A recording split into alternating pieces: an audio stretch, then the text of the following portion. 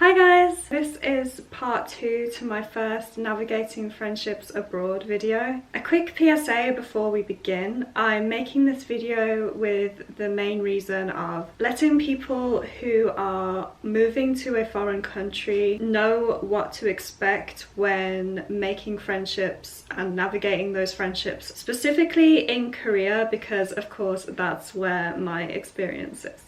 I've often been asked whether you need to learn Korean when moving to Korea. And my answer to that is yes, you definitely do need to learn Korean before you live here, and I will explain why that is. So I've seen a lot of foreigners saying that you don't need Korean to live in Korea, especially if you live in Seoul, which I don't really agree with. Yes, you can get by if you don't know Korean and you live in Seoul, because a lot of the time staff in restaurants and cafes do speak English, so you are able to navigate, ordering food and drinks and such like that. But in terms of having a good quality of life here as well as making friends here, you definitely do need to learn Korean. And so this is obviously what I would advise you do, because you are going to have a much better time here if you at least speak basic Korean. Also, honestly, it's just polite. You're moving to another country, so I think it's just shows respect of that country if you at least put effort into learning the native language. Trust me, I understand that learning foreign languages can be very challenging. I've struggled a lot with learning Korean. It has been harder for me than other people possibly, because I know some people pick up foreign languages really easily. For me, I do not. I have to really study quite hard. Before I even came to Korea, I learned very basic Korean. I learned how to say hello, please and thank you, so that I could at least show from the very start that I was putting effort into speaking their language. And I will say that Korean people will respect that you at least put effort in, even if your Korean is not perfect. They definitely just appreciate the attempt. But this video is about friendships in Korea, and in order to make friendships and form connections with people, as you can imagine, knowing the native language is very important. And as I mentioned before, I've seen many foreigners speaking about how you don't need Korean in order to do practical things here in Korea, like ordering food and stuff like that. And whilst that is true, I don't really see many foreigners speaking about the social aspect of living here in Korea and how much more challenging that side of living here is if you don't speak Korean. To kind of tell you how important this really is, when I first came to Korea with the EPIC program, I was not placed in Seoul, and a lot of people aren't, because as you can imagine, Seoul is the #1 place that everyone puts down for their preferred placement. And so the competition is incredibly high. So I was one of the people who I put Seoul down as my preferred location, but I got placed in Gyeonggi-do, and the area I was placed in was very rural and hardly anybody spoke English whatsoever. Take that back. Nobody around me spoke English. So yeah. Look, here comes the consequences of my actions chasing me right now. As you can imagine, that was not a fun time for me. I used to just sit there while my co-workers would be chatting away, not really having a clue what was going on, and obviously not being able to join in conversations. I often would feel left out, and that can definitely lead to a feeling of isolation over time. But it did have the pro of it made me even more determined to learn Korean, and learn Korean very quickly, so that I could include myself in conversations, and I didn't have to just be the foreigner that couldn't really understand what was going on. I would say that that learning Korean is actually a necessity if you're coming to live here, especially if you don't want that feeling of isolation and being the odd one out, which I think nobody really would want that feeling. So I definitely recommend that you learn Korean, because the social aspect of living in Korea when you don't understand the language is obviously going to be very, very challenging. It was for me, and it was for other friends that I had here who also didn't know much Korean before moving here. Honestly, if I didn't have other foreign friends in Korea during the first month that I was here, I would have felt very, very lonely indeed, because I just couldn't engage with the Korean people around me. But like I mentioned, it did have the pro of me being incredibly motivated to learn Korean as quickly as possible. So once my Korean got to a decent enough level, I did make a couple of Korean friends here. I made friends with a really sweet girl who worked at my school with me, and we would go out on coffee dates and lunch dates and stuff like that and have just very basic conversation, because my Korean at the time, although it had improved very quickly, it was still very much beginner level, so our conversations would be very basic. We would communicate half in Korean and half in English a lot of the time. I would say that learning Korean is 90% of forming friendships here, and then the other 10% comes from culture. Even if you are fluent in Korean,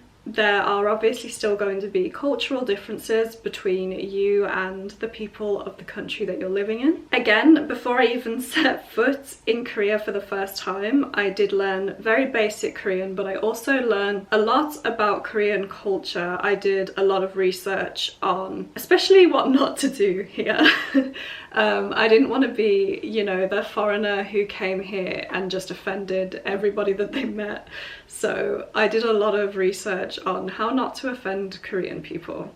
But obviously, knowing a culture and respecting a culture doesn't mean that you and your mannerisms fit into that culture, especially initially. I had spent 22 years of my life in the UK before moving here, and the UK, needless to say, is a very, very different culture to Korean culture. And obviously, having grown up in a completely different culture, that does come across when you're forming friendships here. It can sometimes feel like even though there is no language barrier, there is a culture barrier. And even though I made some really amazing friends here, I did still feel closer to my foreign friends that were living in Korea at the time, because well, two of them were also British, so they had very, very similar experiences to me and had grown up in very similar environments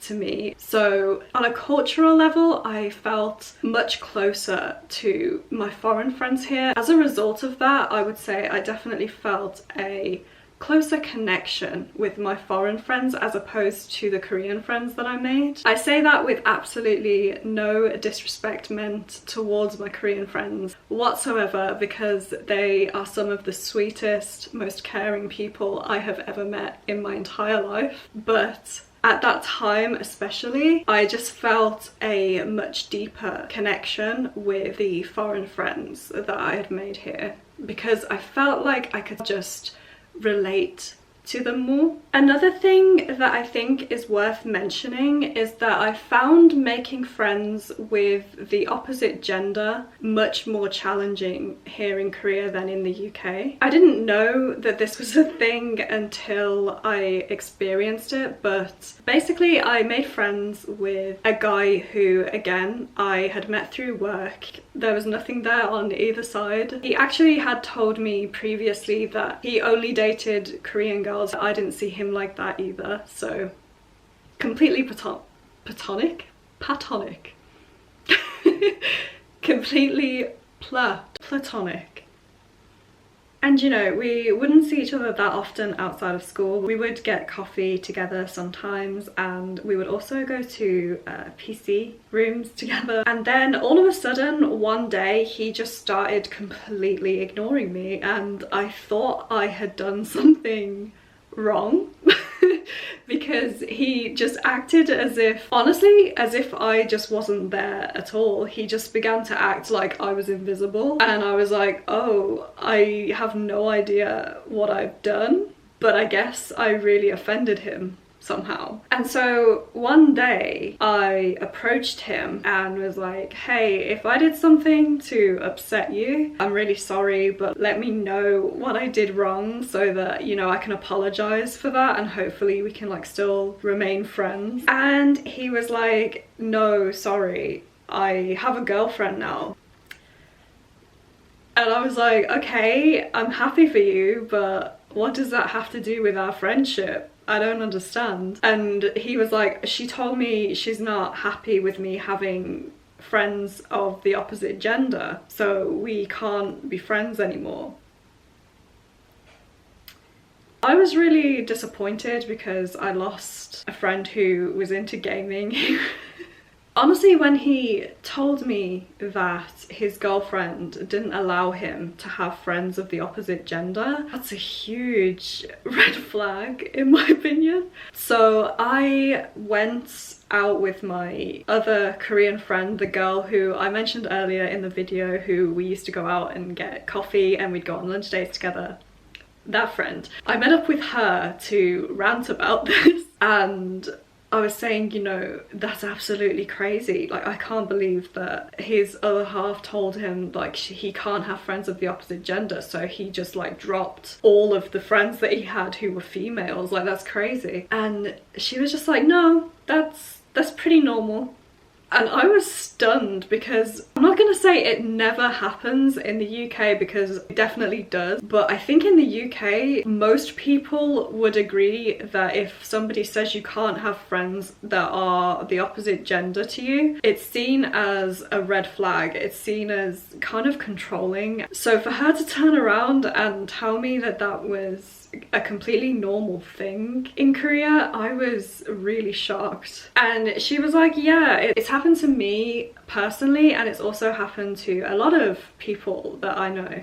So yeah, in my experience and after speaking to some of my Korean friends, they also agree that making and keeping friends of the opposite gender here is just difficult a lot of the time. I want to end by saying that making friendships abroad is definitely challenging, but it's also one of the most rewarding things I've ever done. I have met some absolutely amazing people here in Korea and definitely made friends for life here. And I don't know, I just think there's something so special about making friends with people from other countries. I just think it's amazing that you can make friends with people from different cultures, different backgrounds. It just allows you to connect with that culture on a deeper level, and it also just allows you to broaden your perspective on a lot of things. Living abroad has really made me value good quality friendships a lot more than I had previously just living in the UK. When you're living abroad, honestly, your friends are your family, and so choosing the right people is really important.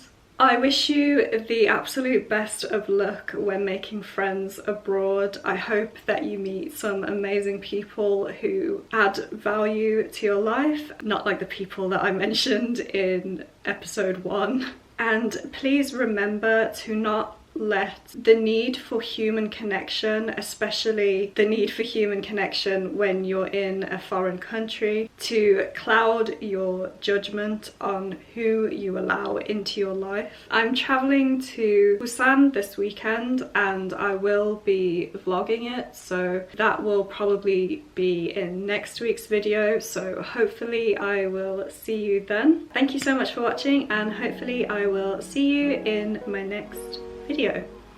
Bye guys!